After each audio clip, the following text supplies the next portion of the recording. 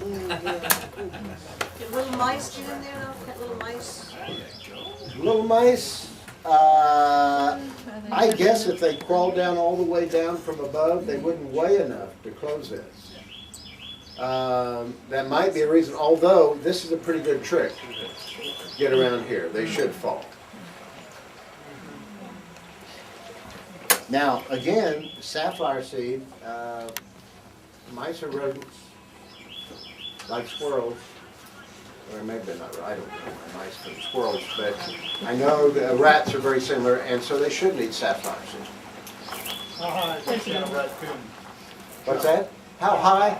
First of all, you want this line where no one's going to run into it in the middle of the night, okay? And you want to be able to hook your feeder on there without getting on a ladder. So that clothesline needs to be up, I would say, about 8 feet. And it's going to sag a little bit in the middle. You can go to Lowe's, go to their electrical department and buy coated wire, green, where it doesn't show up that much. And it's easy to work with. And just tie it, and that'll help. And you can hang 2 or 3 feeders from that. Would you put your suet against the tree, or is it okay off of a feeder like this? Oh, you can put it wherever you want to. We have suet, we have Jim's bark butter now. You just spray it on the bark of a tree. Now, it could attract ants, okay? But basically, yeah, you can put a suet feeder wherever you want to. And we sell 10 varieties of suet. Now, people always want to know which one's the best. Suet comes in good, better, and best in quality. So buy it from a good store, and you'll have good suet. And it has, this is a no melt. A lot of people that have fed suet in the wintertime and didn't feed it in the summer because it got yucky. This is suet dough. 130 degree melt point. If it gets to be 130 degrees, we're all in trouble. It's something wrong. Okay? So this won't melt on you. Other suets melt at about 95 degrees. Other than the melt factor, what determines good, better, or best? The amount of seed in it? Do they go for the seed, or they eat it? It goes with the makeup of the product, and I've tried to get them to tell me that, and they won't tell me that. So how do you rate them? Then good, Well, better, I know or that ones we buy under our label are best, okay? Surprise! Based on the amount, well, first of all, what attracts them in here is peanut butter. Peanuts, peanut butter, seed. Sometimes for woodpeckers, the one I like the best is peanut butter and jelly. It just sounds good. Okay? Take that with you. But are they coming for the seed, or are they coming for the fat? They get energy from the fat. Okay, but they also come, woodpeckers come for the seed. And others we will have, there's a calcium suet that we put up for this time of year to aid in egg development. There is a bird bug bites that wrens like because they're insect eaters. So it's that other ingredient besides the peanut butter. Peanut butter and dough. That we do. There's a woodpecker one out that they say woodpeckers and people buy it because they like it. They buy it by the case. It has nuts in it. A lot of woodpeckers eat all flavors. They do. But it looks like the little birds are coming in and taking the seed out. They It looks could. like an expensive seed. And if it's an insect suet, they'll come in and pick out insects. So you might as well, for that, just seeds. A lot of people come in to buy one of each. And they do it all. The only time people get stuck is when they have a squirrel problem and they do the hot pepper. Is that pole, does that container attach to the pole, or how is it attached on there? It attaches to the pole. Everything I'm showing you here actually attaches to the pole. Oh, I see. It just makes it easy.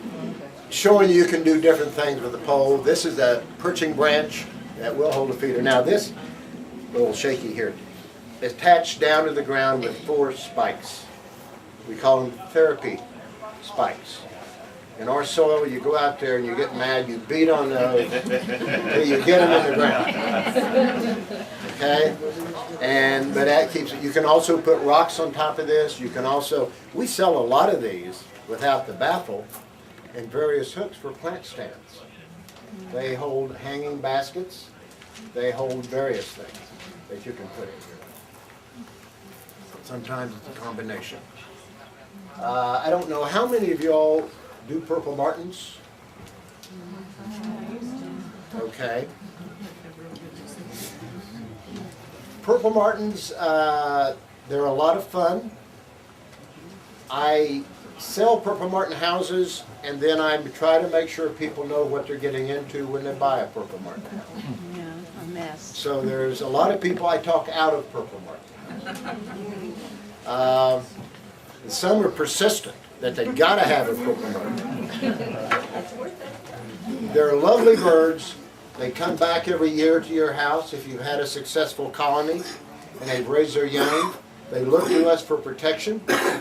It's a wonderful attraction to their yard. They are a little bit overrated as mosquito eaters. 5 to 8% of their diet is sometimes mosquitoes. They eat a lot of insects. They eat dragonflies, which eat mosquitoes. So I'm not sure how that works.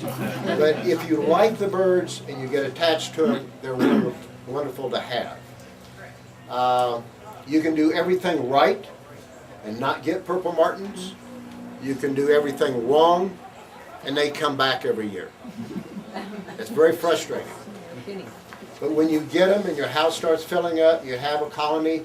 Somebody was in the store yesterday and they said, oh, we always used to have a party when the Martins arrived. It's a good excuse to sit and drink wine and watch the Purple Martins come in and go to their house. So they can be a joy. I brought a little bit of housing here. If you don't do Purple Martins and you want something to eat mosquitoes, this is a bat box. Triple chamber bat box. You put it up 15 feet in the air, 6 hours of morning sun, and forget about it. You may know when you get bats, you may not know. You have to shine a flashlight up there every now and then to see if you get bats. You're after a disenfranchised bat colony, which is bridge construction, dead trees fall down, someone removes them from their attic. You can get, up to 50 or 60, 75 bats in there. You usually don't know they're there. They fly out at night and hunt all night. They fly back in the morning. If you're lucky, you never see them. I mean, you really don't. That's another way of mosquito control. The third best way of mosquito control, how many have had barn swallows build a little mud nest around their porch? Okay. They are swallows just like Purple Martins are swallows, and they eat insects. They eat mosquitoes. If you can tolerate that little mud nest and they poop down on your porch. My neighbor, my store manager, has had, she's had 6 generations of them. And they're right above her front door.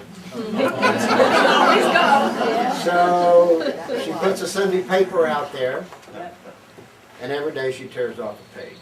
It's that simple.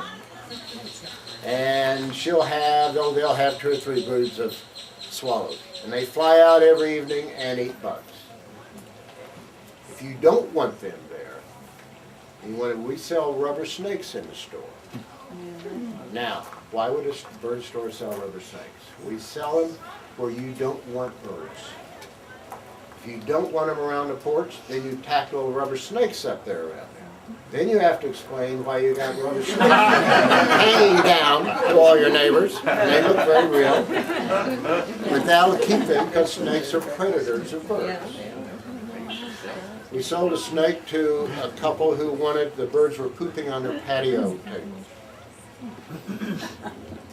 2 weeks later, I asked him how it worked. He said, it's great, except an owl flew down, grabbed the rubber snake.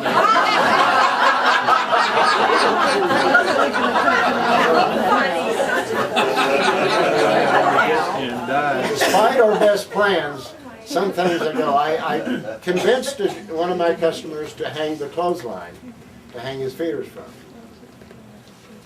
maybe he's here today.